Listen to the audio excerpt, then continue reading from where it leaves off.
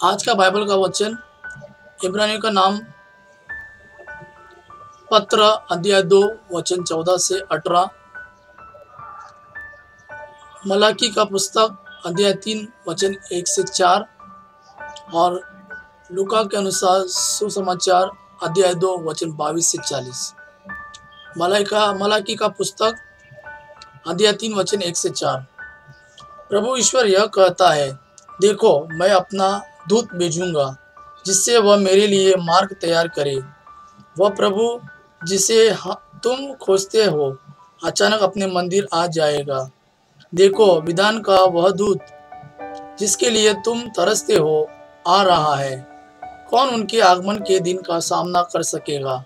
जब वह प्रकट होगा तो कौन टिकेगा? क्योंकि वह सुनार की आग और धोबी के खार के सदृश है।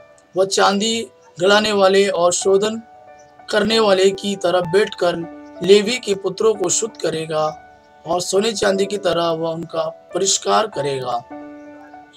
तब वे योग्य रीति से ईश्वर की भेंट चढ़ाएंगे और प्रभु ईश्वर प्राचीन काल की तरह युदा और यरूशलेम की भेंट स्वीकार करेगा।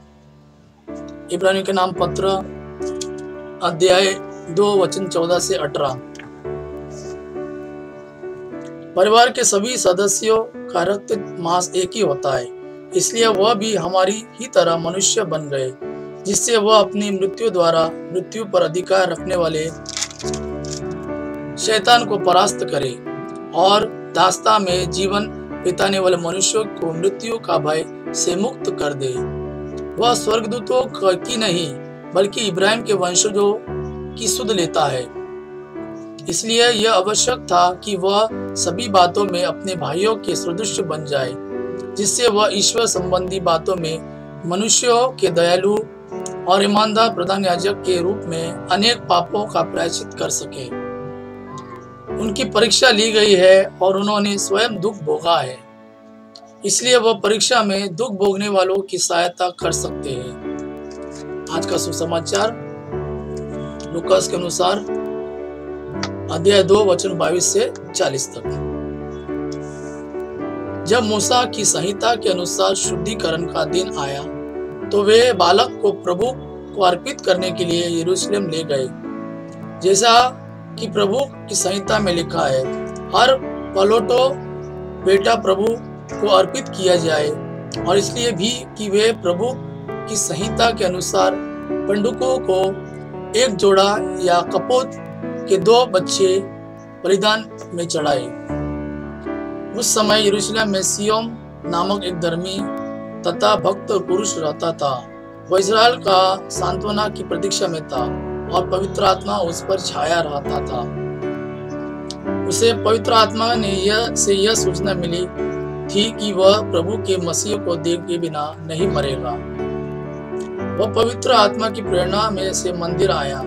माता पिता शिशु ईसा के लिए संहिता की रीतियों पूरी करने जब उसे भीतर लाए तो सिमियोन ने ईसा को अपनी गोद में ले लिया और ईश्वर की स्तुति करते हुए कहा, प्रभु अब तू अपने वचन के अनुसार अपने दास को शांति के साथ विदा कर, क्योंकि मेरी आंखों ने उस मुक्ति को देखा है जिसे तूने अब राष्ट्रों के लिए प्रस्तुत किया है। यह गैर यहूदियों के प्रबोधन के लिए ज्योति है और तेरी प्रजा इज़राइल का गौरव।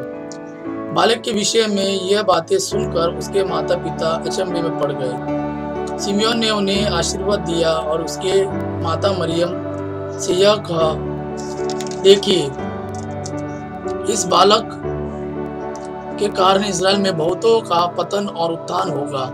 यह एक चिन्ह है जिसका विरोध किया जाएगा। इस प्रकार बहुत से हृदयों के विचार प्रकट होंगे और एक तलवार आपके हृदय को आर पार कर बधेगी। अन्ना नामक एक नबिया थी जो असेर वंशी फनियोल की बेटी थी। वह बहुत बूढ़ी हो चली थी। वह विवाह के बाद केवल 7 वर्ष अपने पति के साथ रहकर विधवा हो गई थी और अब 84 वर्ष की थी। मंदिर से बाहर नहीं जाती थी और उपवास तथा प्रार्थना करते हुए दिन रात ईश्वर की उपासना में लगी रहती थी। वह उसी घड़ी आकर प्रभु की स्तुति करने और जो लोग यरूशलेम की मुक्ति की प्रतीक्षा में थे वह उन सबों से को उस बालक के विषय में बताने लगे। प्रभु की संहिता के अनुसार सब कुछ पूरा कर लेने के बाद वे गलतियों अपनी नगरी नाजरेत लौट गए। बालक बढ़ता गया, उसमें बल तथा बुद्धि का विकास होता गया और उस पर ईश्वर का अनुग्रह बना रहा। यह प्रभु का वाणी है। प्रभु को धन्यवाद। आबा पिता की महिमा, पुत्र यीशु का प्रेम आप पर सदा सर्वदा बना रहे।